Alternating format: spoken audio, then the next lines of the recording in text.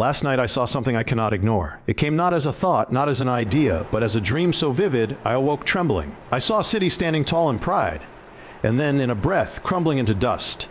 I saw believers gathering in secret, their faces lit with a strange, unshakable peace, while the rest of the world ran in terror. And then I heard a voice. It didn't speak to the nations. It didn't speak to the crowds. It spoke to the chosen. It said, "The time of shaking is here. Stand ready." My friend, you cannot afford to turn away from what I am about to share. This is not a message for everyone. It's for those marked by God's Spirit who will be tested in the collapse that is already at the door. What I saw in that dream could be the difference between standing when the dust settles and being swept away in the tide of fear. Stay with me to the end, because in the final moments, I will reveal exactly what the dream showed about the coming collapse, the signs that will precede it, and the one thing you must do now if you are among the chosen. It was not a dream like other dreams. There was no drifting into sleep, no gentle entrance into a scene. It was as if I had been pulled through a curtain, one moment lying in bed, the next standing in a place that felt more real than the room I had just left. The air was heavy, almost electric, as though the entire atmosphere was waiting for something to happen. I looked around and saw a vast city before me, gleaming with lights, towering structures, and the constant hum of activity.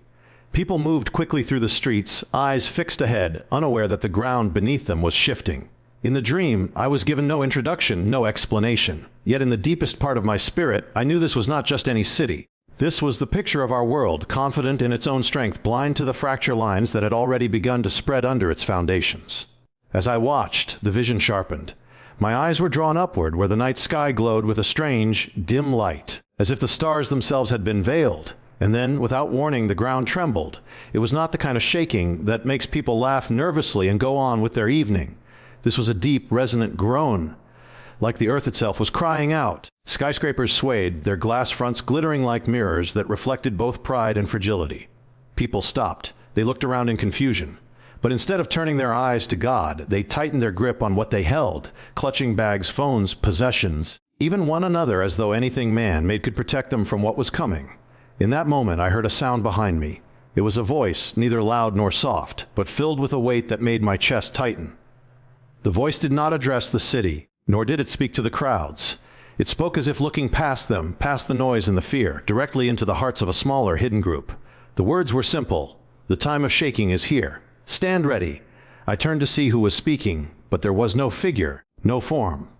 Only the echo of those words rolling through my spirit like a wave. Then my eyes were opened to see what others could not. Scattered through the city were people who looked like everyone else, dressed the same, moving through life the same, and yet they carried a light within them. It was not a light that could be seen by all, but in the dream I could see it clearly, flickering and glowing in their chests. These were the chosen. They walked with a stillness, even as the city trembled. While others shouted and ran, they stood with their eyes fixed upward, as if listening for instructions from somewhere far beyond the chaos. The fear that gripped the streets did not touch them.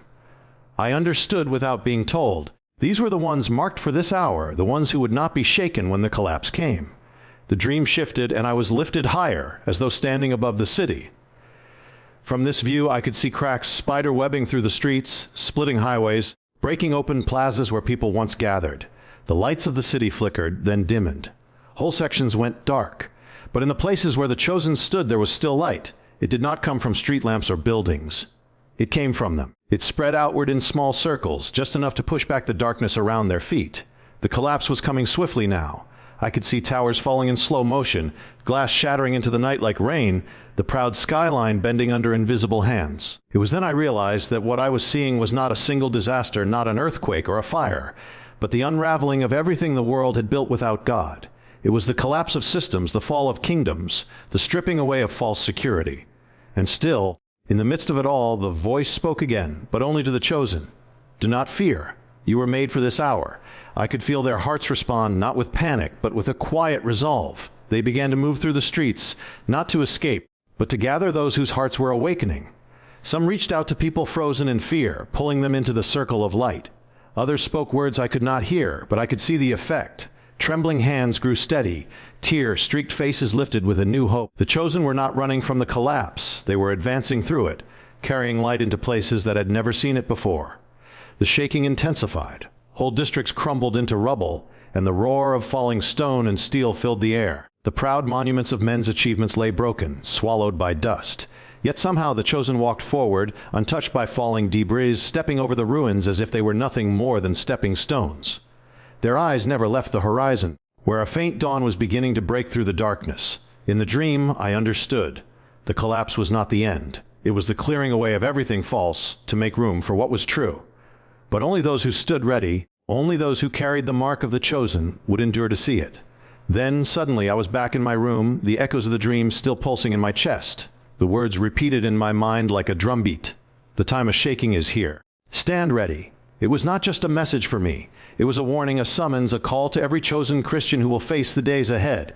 And I knew the dream was not given for curiosity. It was given for preparation.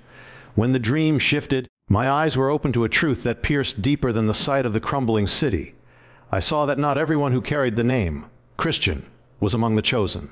It was as if the Spirit took me into a layer of reality hidden beneath appearances, stripping away the outer shell of words, titles, and reputations. What was left was something raw and unmistakable, the true condition of the heart. There were those who filled the churches, those who sang the songs, those who even preached the sermons, and yet when the light of heaven scanned them, it found no mark, no seal. Outwardly they looked the same, but inwardly they were empty vessels, polished on the outside but hollow within. In the dream I could see the difference immediately. The chosen glowed from within, as though a living flame had been placed in the center of their being. It was not a flame of pride or human zeal. It was the fire of God Himself, the mark of those who had surrendered fully to Him. This light did not come from church attendance, from religious activity, or from human approval. It came from an inner covenant, a life laid down and claimed by the King. And then I saw the others, the ones without the light. They were not evil in the way the world thinks of evil. Many were sincere, moral, and respectable. But when the collapse began to press upon them, their strength was revealed for what it was, built on sand. They had the language of faith, but not the life of it. The shaking would not just topple governments and economies. It would topple the false image of faith that had fooled even themselves.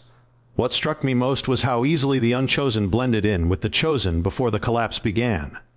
When the city stood tall and secure, they moved together without distinction. They prayed in the same gatherings, sang in the same choirs, and shared in the same conversations. But when the ground trembled and the night deepened, the light became visible, and the separation was unavoidable. It was not the chosen who drew away. It was the unchosen who began to drift into the shadows, pulled by fear, confusion, and the desperate urge to protect themselves. They looked at the chosen and saw something they could not explain, a steadiness, a peace, a courage that did not come from human will. And deep inside, they knew they did not possess it. The voice in the dream spoke again, not in anger, but with the authority of truth that cannot be resisted. I know my own, and my own know me.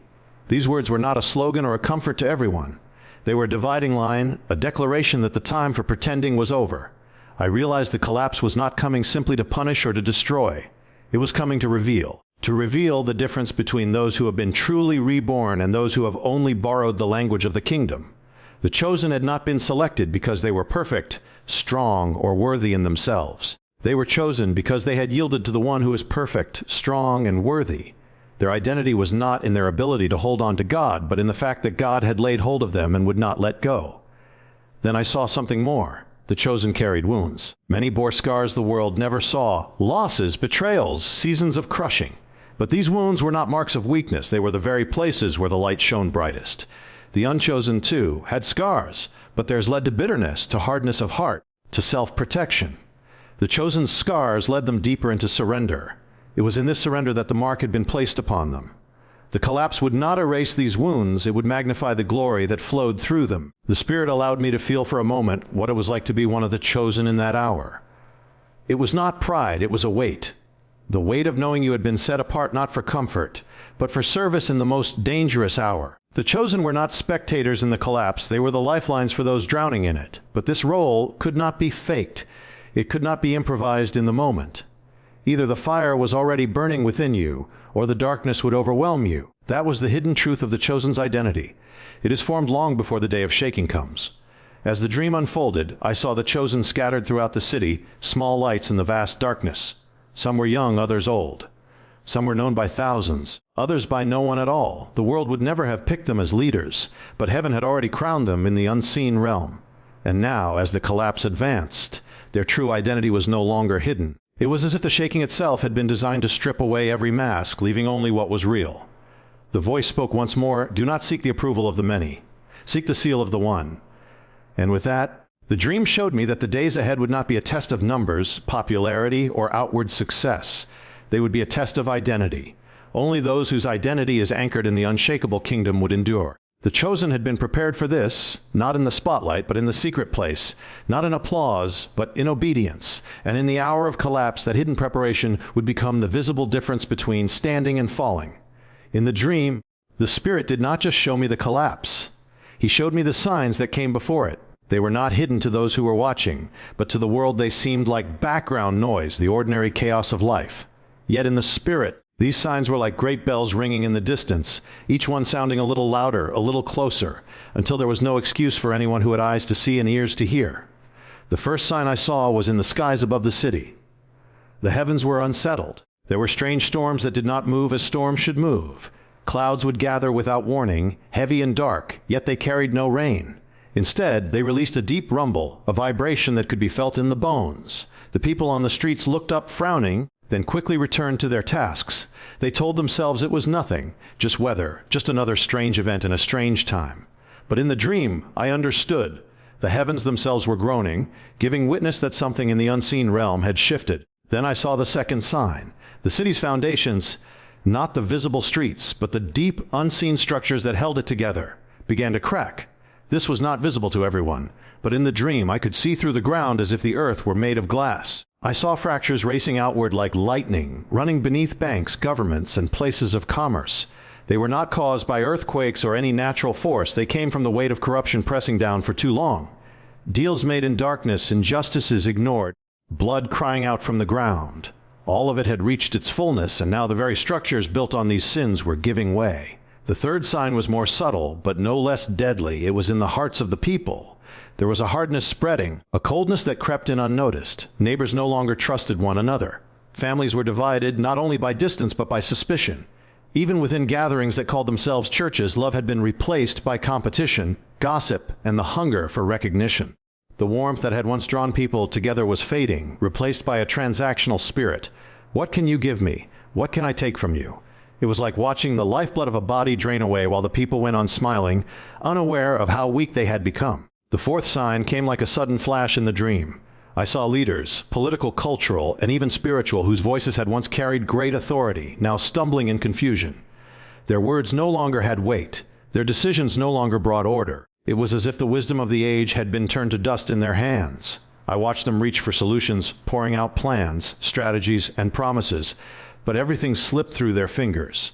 They could no longer hold the city together. The authority they had rested on was collapsing from within, and the people began to sense it. The fifth sign was a surge of false light. I saw voices rise up claiming to have the answer, offering peace, security, and stability. But the light they carried was not pure. It was the flickering glow of deception, appealing to the fears of the people and promising safety at the cost of truth. Many ran toward this light, thinking it would save them, but when they stepped inside its circle, their faces grew pale and their eyes dimmed. It was the light of a cage, not the light of freedom. And then came the final sign before the fall, the silence. For a brief moment, the constant hum of the city stopped. No footsteps, no voices, no engines. It was the kind of silence that comes before a great storm, heavy with the weight of what is about to be unleashed.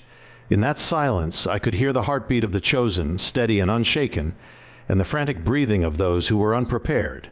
The stillness stretched out until it felt like the whole world was holding its breath. In that moment, the voice came again, solemn and unyielding. The signs have been given. The hour is at hand. I realized then that the collapse would not be a single event, but a culmination, the inevitable result of 1,000 warnings ignored. The signs were not given to terrify, but to awaken, to shake the sleepers before the shaking of the earth. And for the chosen, these signs were not a reason to run, but a call to stand. They knew that the one who sees the signs and prepares will not be taken by surprise when the walls begin to crumble. I watched as some in the dream lifted their heads at the final sign. Their eyes were clear, their hands open. They had seen the storms, felt the fractures, discerned the false light, and still they waited without fear. They were ready, not because they were stronger, but because they had built their foundation on something that could not be moved. For them, the signs were not the end, but the confirmation that the one they trusted was nearer than ever. And then the silence broke, and the collapse began. When the collapse began in the dream, the first thing I noticed was not the sound of falling stone or the roar of breaking structures. It was the separation. It was not a slow drifting apart, but an immediate, visible division. The moment the shaking intensified, an unseen line appeared, running like fire through the city. It did not follow streets or boundaries. It cut through marketplaces, homes, even gatherings of believers.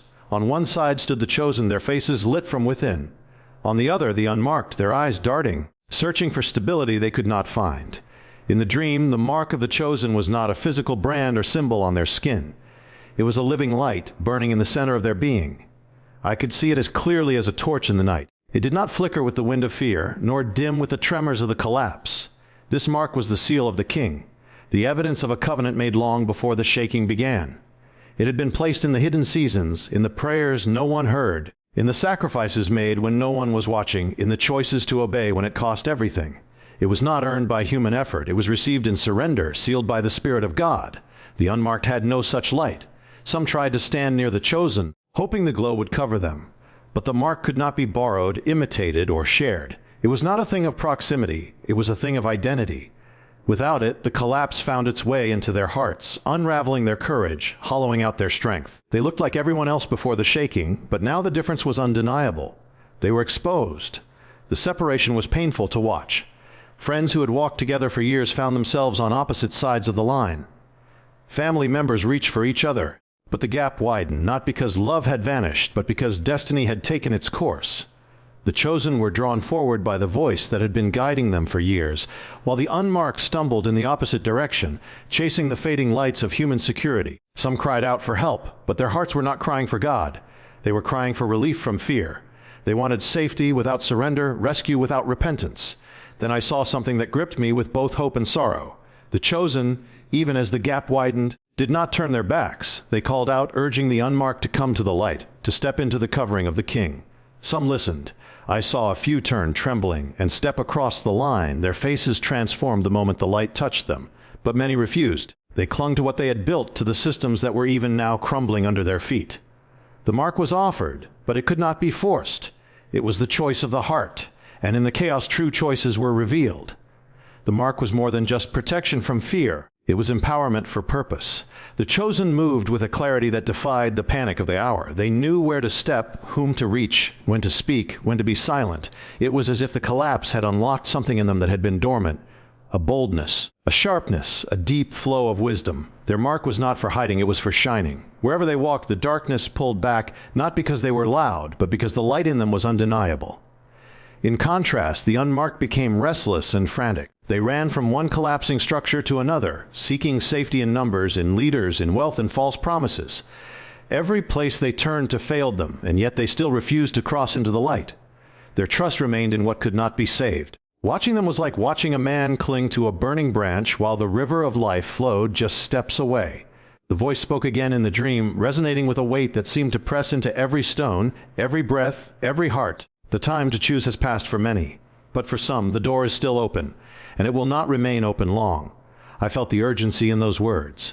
The separation was not just a result of the collapse. It was the fulfillment of years of small choices, each one shaping the soul until the moment came when no one could hide who they truly were.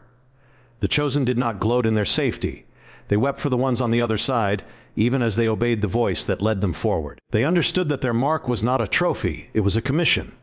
They had been set apart not merely to survive the collapse, but to be carriers of hope in the midst of it. Every step they took was an act of defiance against the darkness. Every word they spoke was a lifeline thrown into the flood. But they could not stand still forever. The shaking was increasing, the ground splitting wider. The moment was coming when the line between marked and unmarked would be final. And then the dream shifted again. The dream shifted, and suddenly I was standing on a high place, looking out over the whole city. What had begun as tremors was now building into something far greater. A shaking that no hand could stop. The sound of it was unlike anything I had ever heard. It was as if the earth itself had been waiting for this moment, holding back for generations, and now it was releasing all that had been stored up. The air vibrated with a deep roar, a sound that seemed to come from both the ground beneath and the heavens above. It was not chaos without purpose. It was a precise and deliberate movement, as if the Creator himself was rearranging the very foundations of the world. I watched as the shaking began to touch the highest places first. Towers that had been built in pride swayed violently. Palaces of wealth and power, the ones the world believed could never be moved, cracked open like thin clay. Statues erected to honor human achievement toppled to the ground, shattering into dust. Entire systems began to crumble. The financial engines that had powered nations stalled in an instant. Governments found their authority dissolving like sand under rushing water. The media voices that had once filled the air with confidence and persuasion fell silent as their platforms collapsed beneath them. The shaking did not discriminate between sacred and secular. Temples and churches that had traded the presence of God for the approval of men felt the same trembling. Pulpits that had been used for personal gain instead of holy truth splintered like dry wood. Leaders who had stood on charisma instead of character found themselves with nothing to stand on at all. In the dream, I could see that the shaking was not sent to destroy what was true, but to expose what was false. And once exposed, the false could no longer remain standing. The ground itself began to split in wide chasms, separating whole districts of the city. Roads that had once connected communities were torn apart. Bridges that had taken decades to build crumbled in seconds. The message was clear. No human effort, no matter how great, could hold together what God himself was shaking apart. The chosen stood firm, their feet unshaken, not because the ground beneath them was untouched, but because their foundation was not in the ground at all. They were anchored to something, or rather, someone, that could not be moved. Then I saw the shaking reach into the hearts of individuals. It was not just buildings and institutions that trembled. It was people. The hidden fears, the secret sins, the buried doubts all rose to the surface under the weight of the shaking. For the unmarked, it was unbearable. They clung to whatever they could find, but it slipped through their fingers like water. For the chosen, it was purifying. The shaking stripped away the last remnants of self-reliance, pressing them deeper into their dependence on God. They were not afraid of losing what could be shaken, because they had already given it up in their hearts long before this moment. The vision widened, and I saw that this shaking was not confined to one city or one nation. It was global. Mountains trembled, seas roared with unprecedented force. The wealth of the world shifted like grains of sand in the palm of a hand. In some places, the shaking took the form of political upheaval. In others, it was economic collapse. In others still, it came as natural disasters that defied all previous patterns. But no matter the form, the source was the same. It was as though heaven had declared, everything that can be shaken will be shaken, so that what cannot be shaken may remain. In the midst of this, I saw something that both stunned and comforted me. As the shaking reached its height, the light within the chosen began to grow brighter. It was not just a steady glow anymore. It became a flame, fierce and undeniable. They moved with urgency, stepping into the broken places, speaking words that cut through the noise and fear. Where they went, pockets of peace appeared in the middle of chaos. People were drawn to them, not because the chosen promised safety in the earthly sense, but because they carried a presence that no shaking could touch. The voice spoke again, more clearly than ever. Do not fear the shaking, for it is the sign of my hand at work. I am removing what is false to reveal what is true. I am stripping away what cannot last to make way for what is eternal. The words resonated like thunder in my bones. I realized then that the shaking was both judgment and mercy. Judgment on the systems of pride, greed, and rebellion that had filled the earth, and mercy for the chosen, clearing away the rubble so they could walk in their calling without hindrance. But the dream also showed me something sobering.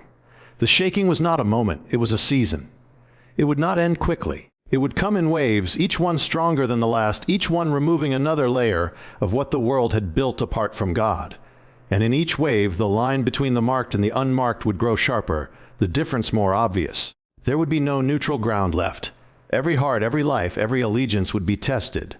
As I stood there, watching the world tremble, the truth became clear. The coming shaking would be the great revealer. It would show what was built on the rock and what was built on sand. It would strip away the illusions and leave only what was real. And for the chosen, this was not a cause for dread. It was the moment they had been prepared for all along. In the dream, after the shaking had run through the city, after the line had been drawn and the chasms had opened, there was a pause.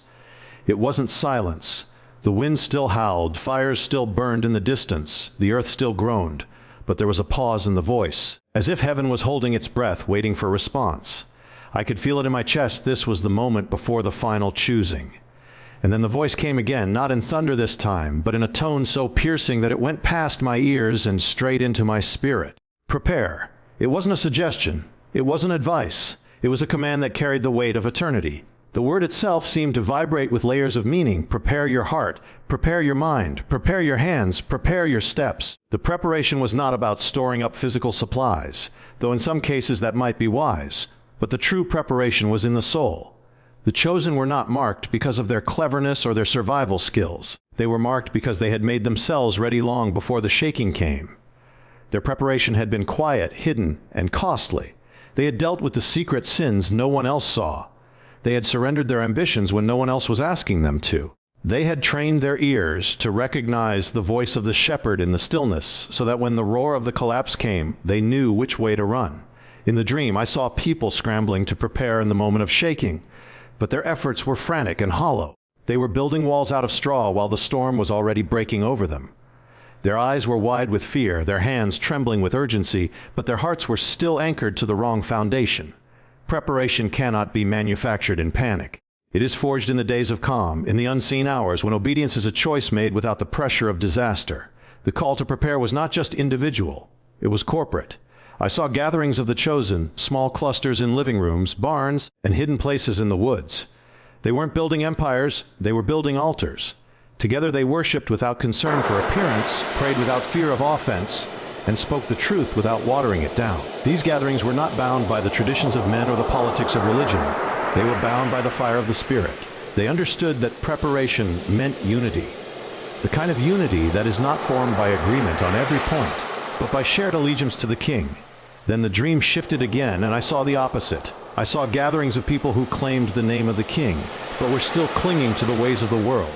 They were distracted, debating endlessly over trivial matters while the foundations beneath them were splitting apart. They were more concerned with being right than being ready. And when the voice said, "Prepare," they nodded in agreement but did not move. It was as if they thought preparation could wait until tomorrow, but tomorrow was already being swallowed by the collapse. The voice spoke again, "You will not stand in the days ahead on borrowed oil." The lamps must be filled now. I knew instantly what it meant. This was the warning of the virgins in the parable, the separation between those who had oil in their lamps and those who did not. Oil cannot be borrowed in the midnight hour. It must be gathered in the daylight. And the oil, I realized, was intimacy with the King. Not just knowledge about him, not just service for him, but deep, personal, unshakable relationship with him. This was the preparation that mattered most. As the dream unfolded, I saw that those who had prepared were not untouched by the collapse. They felt the wind. They saw the devastation. But they were not ruled by it. They walked through ruins with eyes fixed forward, carrying the light that drew the desperate from the shadows. They were steady, not because the world was steady, but because their anchor held fast. In their hands, preparation had become not just a shield for themselves, but a weapon for others. They were rescuers, not merely survivors. But there was a weight in the air, a sense that the window for preparation was closing. I could feel time compressing, as if the hours were moving faster than they should. The collapse was not waiting for anyone. Every delay in surrender, every postponement of obedience, every excuse to put off the call was a step closer to being caught unready. The urgency was not fear-driven. It was love-driven. The King was not calling his people to prepare because he wanted them anxious. He was calling them to prepare because he wanted them safe, standing and shining when the darkness covered the earth.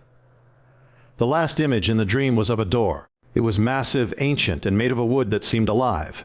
It stood open, light pouring from the other side, and the voice said, "The door is open now, but it will not remain so." I saw people hesitating, some only steps away, frozen in indecision. Others ran through without looking back, and some, distracted by the noise of the world, never even noticed the door until it began to close. When it did, the sound was final, like the sealing of a covenant. The call to prepare is not for later. It is for now. And in the dream, I knew those who respond now will be ready when the collapse reaches its full weight. Those who wait will find that the moment of choosing has passed, and no shaking, no pleading, no regret will reopen the door. The time is now. The call is clear. Prepare, and now you have heard it all. The dream was not given for entertainment. It was not painted in my mind so I could stand here and impress you with visions. It was a warning, clear, sharp, and merciful. You have seen through my words the midnight vision, the identity of the chosen, the signs before the fall, the separation that is already unfolding, the great shaking that will test every foundation, and the call to prepare before the final moment comes. Every piece is not separate, but part of a single picture. The hour is late. This collapse is not a distant prophecy. It is the approaching storm whose winds you can already feel in the air. The question is not whether the shaking will come. The question is whether you will stand when it does. Do not think you can wait until the first stone falls from the wall to decide. Do not think you can cling to the fringes of faith and hope to survive what is coming. The chosen are not marked by convenience. They are marked by surrender. The line is already being drawn, and every day you are either stepping into the light or shrinking back into the shadows. I tell you now, with the same trembling that woke me from that dream, the door is still open. The King still calls. His mercy is still pouring out like oil on the heads of those who bow low before him. But the door will close, the voice will grow silent, and the collapse will not ask for your permission before it arrives. If you hear the urgency in my words tonight, it is because I have seen what is on the other side of that choice.